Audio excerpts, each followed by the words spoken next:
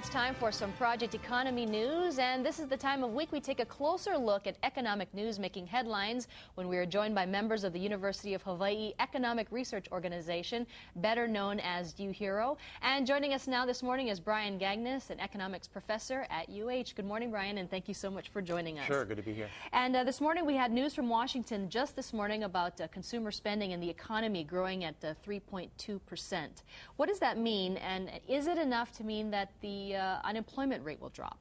Well, probably not. Typically, when growth begins to strengthen in a recovery, it takes some time before employers are confident enough to begin hiring in big numbers. But still, it's very good news. It was a very solid report, not as strong as we saw in the fourth quarter, but certainly reinforces the idea that this economy is growing in strength. And there are different sectors of the economy, so what areas are doing best? Well, the best news in this report was consumer spending. Consumers represent 2/3 of the economy, so it's very important what they do. And they increased their spending significantly in the first quarter.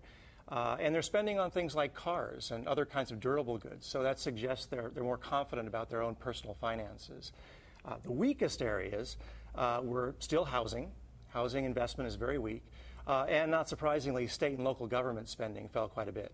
We just had a report today that commercial real estate still high number of vacancies, so that was negative. But most of the news that we're seeing these days appears to be positive in Project Economy news. Well, it is. It's a lot more fun these days. We had a whole slew of good news this week. We had some really great profit news from a number of the big companies. Consumers seem to be more confident now than they were a few months ago. We're really beginning to be at that point of the recovery where we get more good surprises than bad surprises, and that's nice to be there. Well, what does it mean for Hawaii? Are we lagging behind the mainland, or are we right in there in terms of economic recovery? We're pretty much in sync, I think, with what's happening on the mainland. We don't get as many indicators for Hawaii to look at as we do for the national economy, but visitors are beginning to pick up. Airlines are adding more lift, so that's going to be helpful for the tourism industry going into the summer.